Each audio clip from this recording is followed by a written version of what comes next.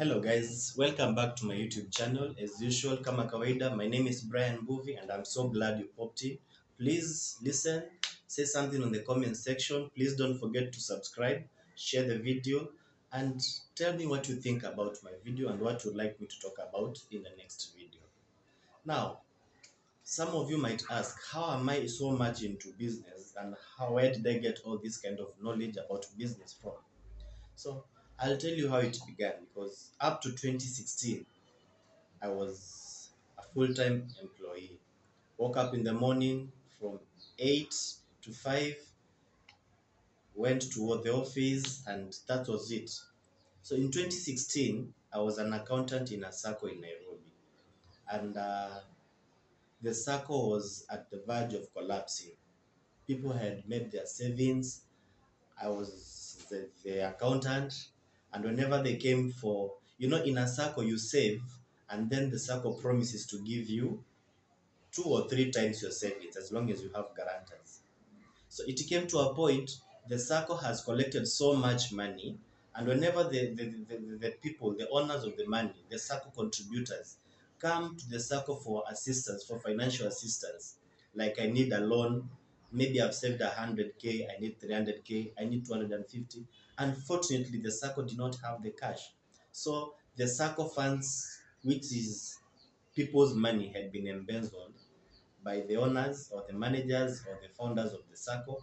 And I was just newly employed, being given a responsibility to explain to the members of the SACCO why it is not possible for them to get loans. And I remember this one time I had to lock myself in the office because SACCO members were threatening to throw me out of the building. 7th floor. All the staff had escaped and gone, and I was all alone. Members were making noise. They had come. I got arrested. I was taken to Kamkunji police station, and it was a bad thing. And I used to have nightmares on what will I tell the members tomorrow if so and so comes to have to withdraw his funds. The SACCO chairman, the members, the board members, they're not picking my calls. I'm left alone in the SACCO to operate. Now the little money that we are getting, we are trying to pay the staff. So you remember, the SACCO is not generating. It doesn't have profits because it is not lending. A SACCO gets money from lending, and then the interest is what belongs to the SACCO. So now you're using members' funds to pay staff. So you can imagine, and to pay rent, to pay the internet. And then when this member has saved for 3 months, they come for a loan. You don't even have their principal saved amount.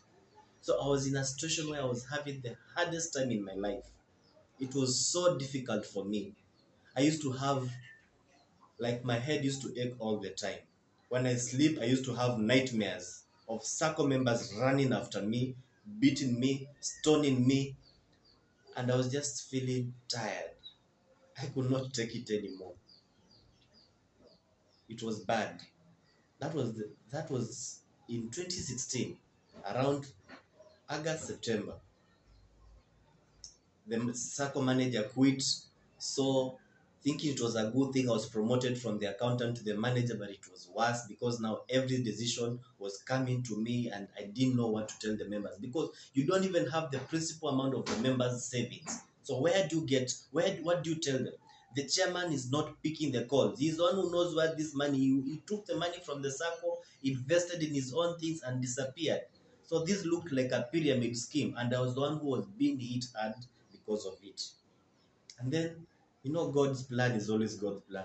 One of my aunts came to Nairobi, and she was doing a tender. And so she asked for my services because I was staying in town late. I used to stay in the office up to around 10, 11, just thinking and probably trying to work out what should I do next. So she told me, Brian, once you get out of the office, come, I'm staying in this hotel room. You help me do a tender document. So me and her, we sat and did this tender for her. I never knew what a tender was then. But now she was guiding me, write this, write that, do this, do that. And she looked so optimistic to get it. She looked so hardworking, and all her mind and concentration was in this particular tender. The way we arranged the document, the way we put the separators, the way we filled each and every question asked in a tender. A tender is like an exam. The way we did all these things was getting into me, and I'm a fast learner and I'm a person who is very curious. So once we did this tender, she went back to Mombasa. She used to live in Mombasa. And after a while, she got the tender. It was a very big tender. And her life somehow transformed like in a blink of an eye. And I couldn't believe it. Just filling those documents, following the procedures, having this and this, and she got it. So in 2017, in December 2016, she offered to give me a starting point. She told me, come and live in Mombasa. You do your thing. Look for a small job, get employed. But once in the part time over the weekends, I'll teach you what a tender is and how to do a tender. And I agreed. I moved from Nairobi. I remember the circle was being paid 35,000 per month. I moved from that circle because I knew that death was coming if I continued staying in that circle. So I moved to Mombasa. And in Mombasa, I got a job being paid 15,000 per month. So my aunt told me this: I'll get you, you will get a room. Of course, I couldn't live with her. She's a grown up, I'm a grown up. She had her own way of living, her own house, her own things, and she's a private person. So I got a room in Mombasa, and she told me, because the salary that you're being given there where you're working is very little, I'm going to be supporting, I'm going to be giving you probably 10 to 15,000 to supplement your salary. But in return, whenever you're free, because there's nothing for free, whenever you're free, you come to my house after work or during the weekends, we do this and this. So me, I got this job. I started the job in Mombasa, and fortunately, where I got the job being paid 15,000 per month, the lady was an entrepreneur. She's a very big business lady. And my aunt was venturing into the business of entrepreneurship. So both the places, I was being like a messenger because I didn't know anything. I'm an accountant by profession, and I've done business management and things like that. But now when you get into a new field where you don't know what is happening, you're merely a shamba boy. You are a messenger. You don't know anything. So where I was being paid 15,000, I was being told, give me the registration certificate, do 10 copies, give me the tax compliance, do 3 copies, give me the PIN certificate, give me the permit. Oh, the tax permit is expired. Go to the county permit, let them help you how to get this one. And then during the end of the month, once you produce the invoices, take this invoice to this parastatal, maybe the Ports Authority, maybe to the Kenya Medical Institution. She had these clients, these parastatals, and I was take this tender document, go and record who has applied for the tender, let know what they have applied, get their quoted prices. And that is the same thing I was also doing for my aunt. And so I found myself fully in the tendering business, doing it for other people. And then, you know how relatives are. After 2 or 3 months, me and my aunt, she stopped supporting me, and that is it. I had now to stay on my own, plan my life, find a way of surviving, because 15,000 was very little. Remember, I have my family back in Nairobi. I'm in Mombasa. I have to pay rent. I have to eat. I have to pay for transport. 15,000 is petty cash. So I decided, you know me, I will take this opportunity to praise myself for just 2 minutes. I am a very aggressive person. I learn quickly. I adapt to the environment very fast. I look at opportunities and I tap them without being pushed. I am very disciplined. And if I find myself in a quagmire or in a problem, my mind works like a computer to look for solutions for that problem. I know how to transit from one environment to another. I am a survivor. I have street skills. Enough of praising myself, because I know I don't want to brag. So my aunt is out of my limelight. She's not there anymore. I am with this other lady who is giving me 15,000, and there are other people in that office who are literally illiterate and they are being paid higher than me. But because I'm new in Mombasa and I don't know what to do, there's no way I can negotiate for a higher salary. So what did I do? I decided, oh, you have a company, my aunt has had a company, and they are doing tenders. So I decided to register a business name. I registered a business name in 2017 January, and through my savings that I had back in Nairobi, I got all the relevant documents that I talked about in my previous video. Remember, I told you the things that you require in a business. So I got the registration certificate. My PIN was okay. I applied for the tax compliance, making sure that I paid all the revenue dues. I got a business permit. I registered NSSF, NHIF, and everything. And so my company was ready to go, only that I didn't have experience. I didn't have previous works. And I was ready now.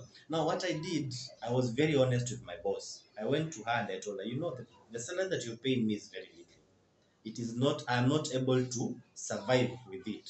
Kindly niongezee mshahara. I need a salary increment.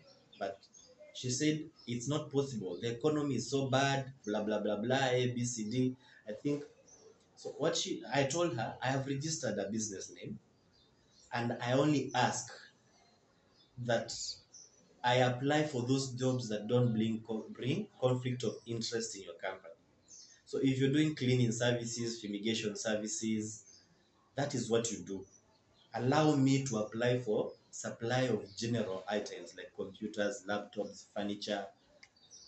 And she said, as long as you don't take my time, as long as there's no conflict of interest, and as long as you're not thieving me or you're not stealing from me, and as long as you're not using my documents, that is okay with me.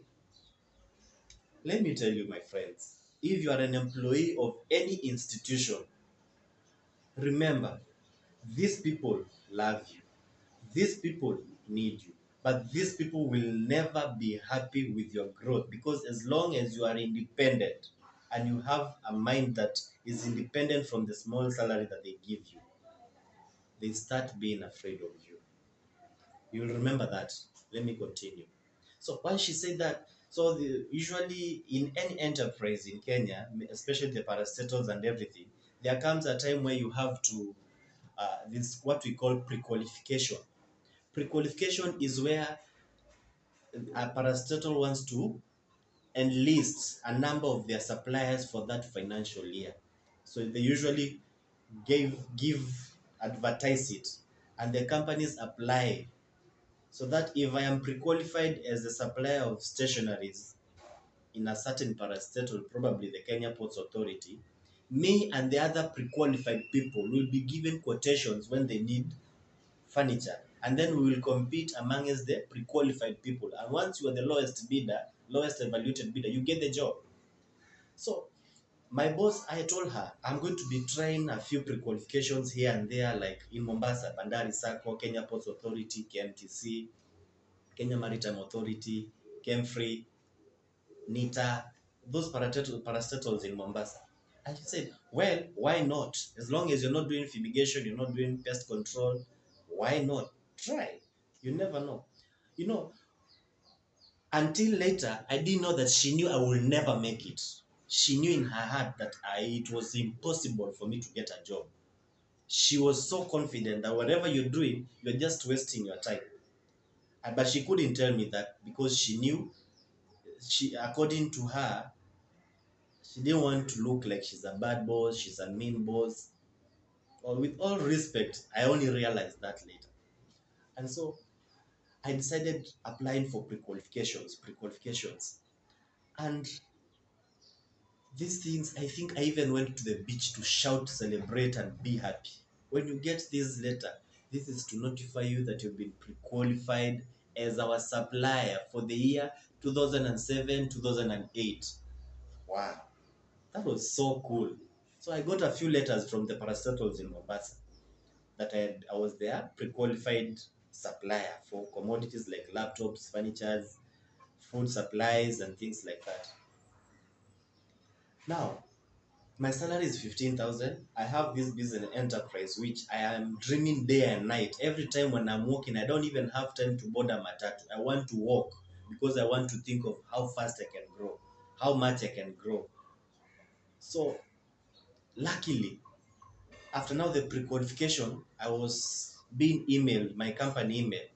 Oh, please quote for supply of furniture, quote for laptops, quote for printers, quote, quote. And I started quoting. You know, when you're quoting, you get a list of the items that they require. Once you get the list of the items that they require, probably they need 10 seats like the one I'm seated on. So you go to the market, you try and find your market buying price. You come to the office, you do your calculations, you add your convenience fees like transport, airtime, on top of the amount that you're buying. Probably this chair is being sold at 10,000. So when I come to the office, I'll put probably 1,000 for movement to go and look for it and everything. That's 11. I add my profit, probably 4,000. That's 14. Then 14 plus the VAT for the payment to KRA once I get the job. So you might find myself quoting that I'll sell this seat at 16,000 and I'm buying it at 10. So that's how you quote.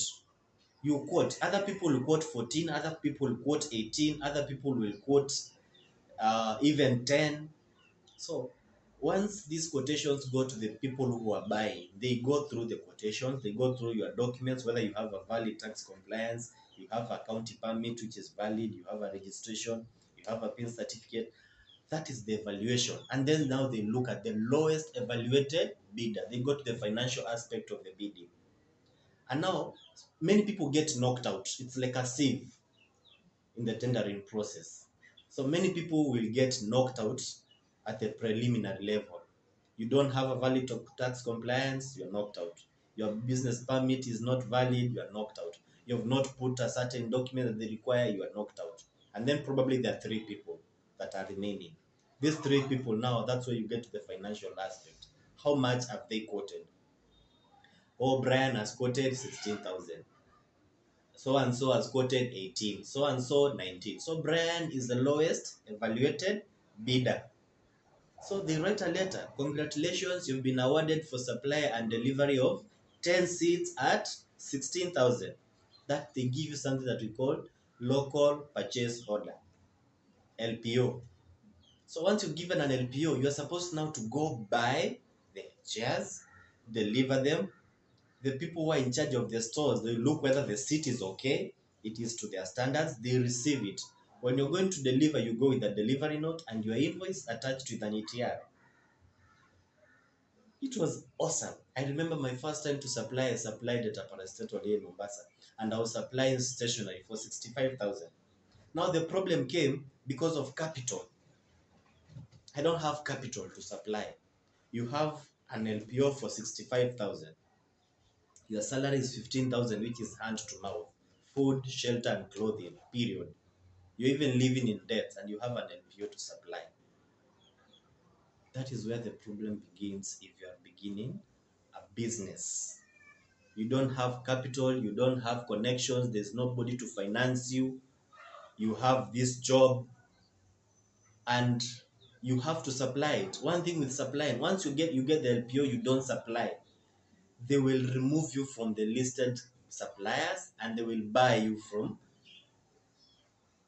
working with them in the future.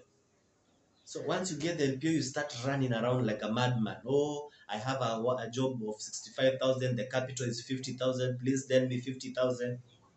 That is where my problems and everything began. I started going to people. I go to my boss. I go to my aunt. I go to my mom's friend. I go to my neighbors. Oh, I need 50,000. I'll return it. Nobody was giving me these jobs.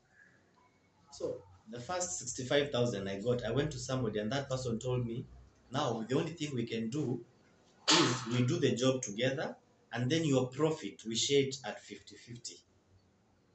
Why? Because they are the financier and the job belongs to you. So they cannot supply directly because they don't have the LPO and it is not your company, their company that has gotten the job. So they will use you to get the 50% of your profit. Remember, if you had quoted a seat for 16,000 and your profit says around 4,000, 4,000 for 10 shares, that is 40,000. Once you've supplied, they give you 50,000 to supply, so they will take half of your profit. And you have nothing else you can do about it. You can do nothing about it. It's either you supply or alternatively, you give them the full job to supply and they take the whole amount. So I supply the seats, 50% goes to the financier, 50% I retain. But again, I saw it as a good thing because I didn't have the capital and that is the only way to survive. So I started getting these jobs and finding people to finance, and then they get 50% of my profit and I retain the 50%. Sometimes they will charge me an interest for the finances, and then I will supply with zero advantage to myself. You get a job for 100,000, which needs a capital of 100,000. The profit is 30, so the total invoice is 130. Somebody tells you, I'll give you the 100,000, and I will charge you 25% of the capital. So 100 plus 25% of 100,000 is 125. So you only remain with 5,000. So my profit margins were very small, and now it was stressful. So I went, I decided instead of going to look for these outside financials, why don't I just come to my boss and disclose that I've started getting jobs and I need that to help finance me because I'm her employee, and I'll just be being paid and pay her back. That was also another mistake that I made. As I said earlier in the beginning of this video, your employer will never be happy with your side jobs. Your employer will never appreciate you having extra incomes. Your employer will always start seeing fault in your output. Anytime you start progressing with extra income that is not from your employment income, period. You hate me, you like me, you accept, you refuse, I'm speaking the truth. My boss supported me for 2 or 3 LPOs. And then I started finding the office locked, documents are being hid in the office, I'm being accused of theft, I'm being done audits all the time. I am not able, as an accountant now, I am not supposed to touch no petty cash, no cash flow. I am only supposed to be a paper accountant. Yani, other people who are even illiterate, brought from a country, are the one who are handling money, and I'm not supposed to handle any cash. Well, it's fine. It's the difficulties of life. But after some time, she called me to her office. She told me, Brian, thank you for your service. That was in 2018 or 2019, 2018. Thank you for your service, but I feel I cannot work with you anymore. It's either you choose to close down Bredrian Investments, that's my company, or and you continue as a normal employee without these other jobs. So I had to make this decision. So I said I would rather quit than close this business enterprise because it is what I was seeing my future venturing into. So I quit. I quit the 15 job and I got full. I put my time and everything into my registered business. Business is not easy and it is not for the faint-hearted. There are decisions that you have to make. There are dilemmas that you find yourself into and you don't know what to do. Now, when you quit your formal employment, even if it's at 15,000, at least it was paying my rent and I was guaranteed of paying rent and food. Now, it is either you work, you get jobs, or you sleep hungry. You are locked outside your house. So I made a decision that affected my financial situation the next 1 year. Food was a problem, transport was a problem, the clothes that had come with from Nairobi were getting torn. I was growing big, clothes were not fitting me anymore. I was even having overgrown hair. I was walking on foot, meandering and loitering around the streets of Mombasa looking for these jobs. My shoes were getting worn out, and it was go or go. There is no going back. There is no start going back looking for jobs. It was continue with the process. Go on, Brian. Go on. And I decided that I will never go back. So from these small jobs that I was getting and getting a very small percentage of my income, of the profit, I got an office, a small office that was paying at 10,000 per month. And I will say it today. Before I got into business, I was a very clean person. I never had debts. Nobody used to call me and ask me, Brian, when are you paying back my money? Today, as a business person, I can tell you for free, I have so many debts that I don't sleep at night. I have so many debts that I talk to myself on the streets. I have so many debts that they are written in a certain book. Why am I in debts? Not because I'm a bad manager. No, I'm not a bad manager. I'm an accountant and I know how to appropriate my funds. I know how to plan myself. You get these jobs. The credit period is 30 days. You get a loan to facilitate that job, and the interest is a certain amount per month. And then these people don't pay you in the 30 days. It goes to 60 days, 90 days, 90 days. The interest is accumulating monthly. By the time you are paid, the interest has surpassed the total invoice amount. Do you get what I'm saying? If my invoice was 130, by the time I get paid because they have taken too much to pay, you find that now this person wants 150 and you only have 130. It's survival. What do? You pay her 130, you remain with a negative 20,000 that you're supposed to pay them. You tell them, don't worry, this was a bad job. I'll go and look for another job. And once I get the job, I'll give you from my next invoice. So again, you start overquoting because you want more profit to be able to clear your debts. And the more you overquote, the more the competition is very stiff outside there. You don't get the job anymore. You don't get the job. Why? Because you're overquoting to solve your personal problems. You yourself, as a person, as an individual, you're not stable. And you want to bring your problems into your business. And it can't just work. With business, it needs independence. You have to find your own way of solving your personal problems. How you will eat, how you will dress, your transport, your airtime, your rent, your family upkeep. You still have to support your siblings, your mother, and everything. That is your own business. Leave the business alone. As long as you are eating and shipping and getting money from the business, it will never grow, my friend. My viewers, it can never grow.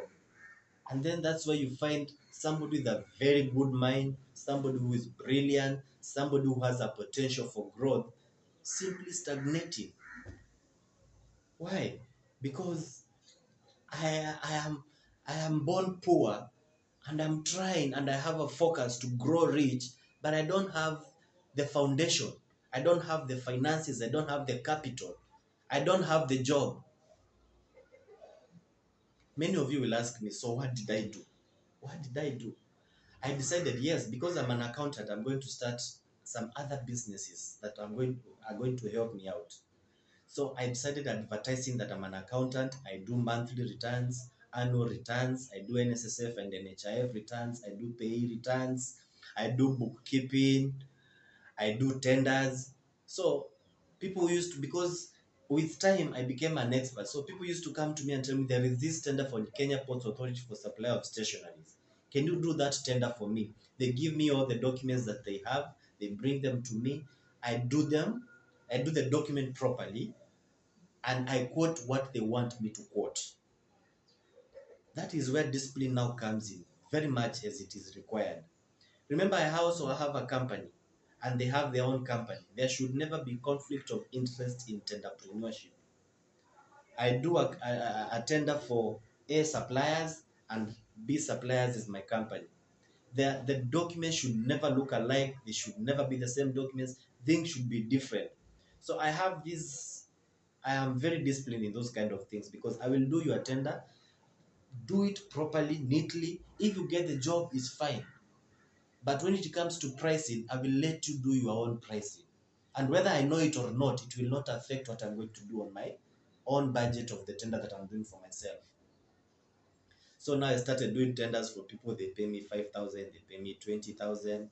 I do annual returns, monthly returns, they pay me 2,000, 3,000, and that is where the extra income to make me survive, to make me pay my rents, to make me buy food, to make me have transport came from.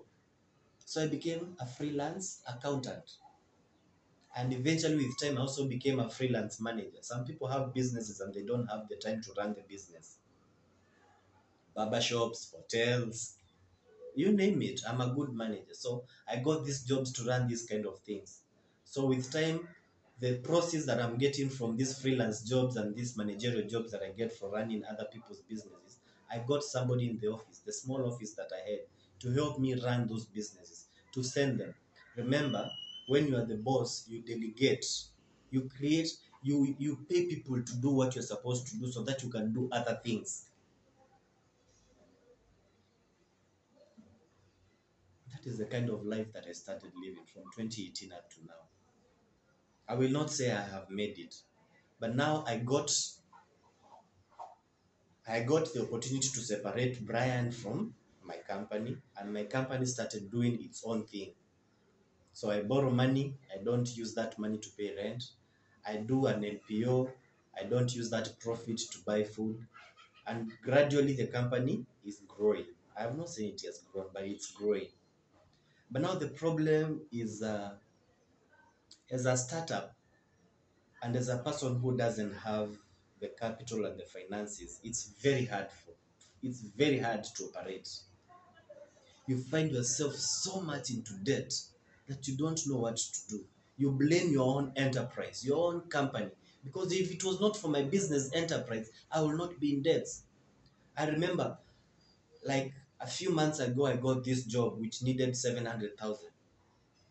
And luckily enough, I have the trust of the people around me who know me as a business person. So somebody lent me this money, and of course, the procuring entity had promised to pay in 30 days. So I borrowed 700,000 to return at 20% in 30 days. Do you know it's 3 or 4 months that this money has not been paid yet? So you start getting these calls, Brian, I need my money. You sleep in, somebody calls you, your money is overdue. You wake up in the morning, it is phone calls, your money is overdue.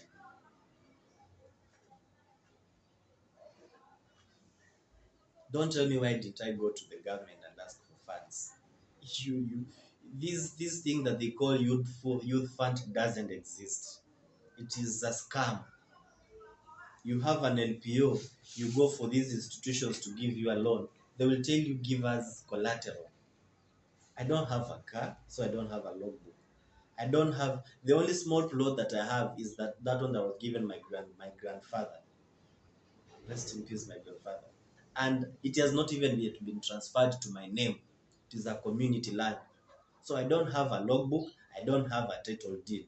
And when I go to borrow 50,000, 100,000, 200,000, they want a logbook, they want collateral. People nowadays don't guarantee.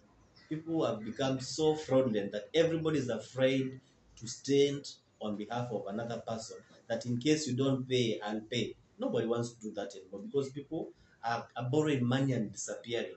People are borrowing money for luxury. You borrow money to buy a car. You borrow money to get a big house. You borrow money to buy furniture. You borrow money to buy a phone. You borrow money to buy a television in your house. What is your payment plan? Because that thing that you've borrowed money to do does not have an income. It is an asset. And furthermore, it's not even a business asset, a house and a personal asset. So nowadays, people don't guarantee the other people anymore. So life becomes difficult. Business life becomes unbearable. So, guys, I know I have talked so much about how I transitioned from being an employee to being self employed. There is that comfort that you get from being employed. You only give your hours from 8 a.m. to 5 p.m., and then maybe half a day on Saturdays. You give your knowledge, your skills, your output, and you get compensated for it. The compensation could be enough if you're lucky enough. The compensation could upkeep your lifestyle. It can give you a good life. Maybe it is able to pay for your rent, for your upkeep, for your kids' school fees, for supporting your family, and probably you're even able to save. Well, that is good. If you have a being employee mentality, sometimes it traps you so much that you can never grow more than what you are paid. You only live within that and you have no intentions to grow. If you are somebody who has an ambition and who has a focus to grow in life, you start feeling uncomfortable in being employed. You start feeling wasted, used, misused, overworked, underappreciated, undervalued. And when the seat doesn't become, it becomes uncomfortable. It is very impossible if you have a business mind to stay in employment. Trust me, as I said, I have been misused by people out here. People know that I am a good person. People know that I am intelligent. But people also know that I am broke. So somebody gives you a call, Brian, I have this tender that needs to be submitted in a week's time. And the tender is so bulky and demanding, and that person tells you that I'll pay you 3,000 for it. You sit down, you don't have money, you don't have food, you don't have rent. So what do? You go for the shitty underpaid job. You start doing a tender for 3,000. A normal accountant, freelance job, to do returns, NSSF, NHIF, pay VAT and everything. That person per month is supposed to give you like 15,000 and above to do all those returns. But because they know you're a broke asshole who runs in the streets trying to find petty jobs for upkeep, they will pay you nothing. Mtu anakuita anakwambia njoo nifanyie pay, and then you go there, you do pay, they give you 500 and ukule lunch because they know you cannot even afford to eat.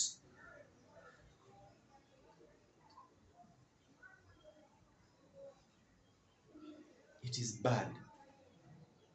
People are misusing intelligent minds out there, and intelligent, smart, street smart people out there are suffering because they don't have a platform to make it in life. They don't have the finances, they don't have the capital, and they don't have the godfathers that the rest of the people have.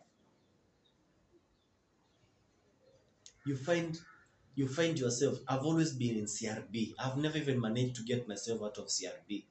From the moment I finished high school and I had an ID, your parent, my single mother, used that ID to get a loan from these mobile applications and defaulted. And then this these mobile application loans, their interest is monthly. Probably she even borrowed 10,000 in 2007 when I finished high school, 208. And during that time, there's nothing I could do to pay it because it was hand to mouth. Probably I was doing construction works. So the only money that I got was to eat, not to repay my mother's loans. And so this interest becomes so big. By the time you get into business and you have opportunities to do business and you're able to go to the bank and get a loan, you're not even able to get the loan because you're already in CRB in large amounts of loans that you're not able to pay.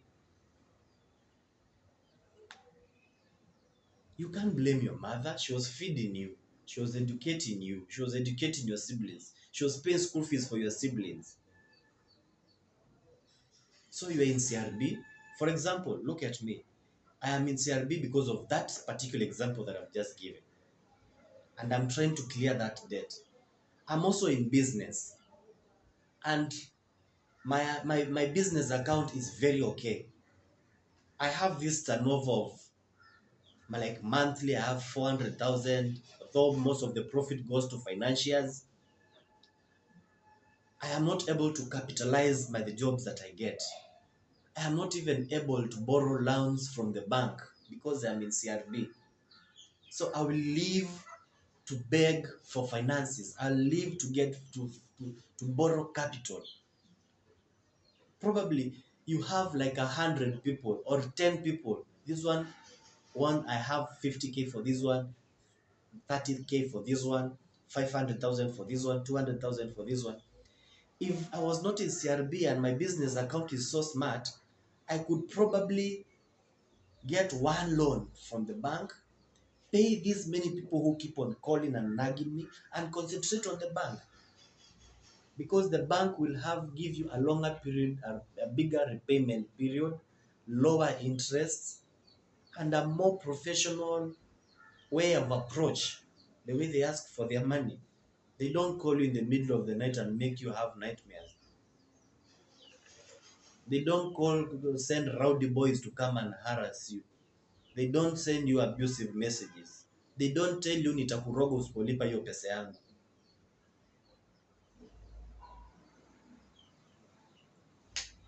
That is enough for today.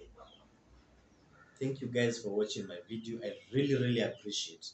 If you find this educative, if you find this informative, if you find this building you, as inspiring you, please say something on the comment section. Subscribe, like, share, and advise me, because I am this man trying to grow, trying to break the chains of poverty, running away from employment, being employed, trying to venture into business, but still have my legs, hands tied in my past. To break these yokes of poverty and debt is very hard. And so that is how I've transitioned from employment to business. And that is how business is taking me at the moment. But I have a dream. I have a focus. Why? Which are my dreams? One, I want to be free from debt. I have to pay them. There's no way I'll refuse to pay people's debts.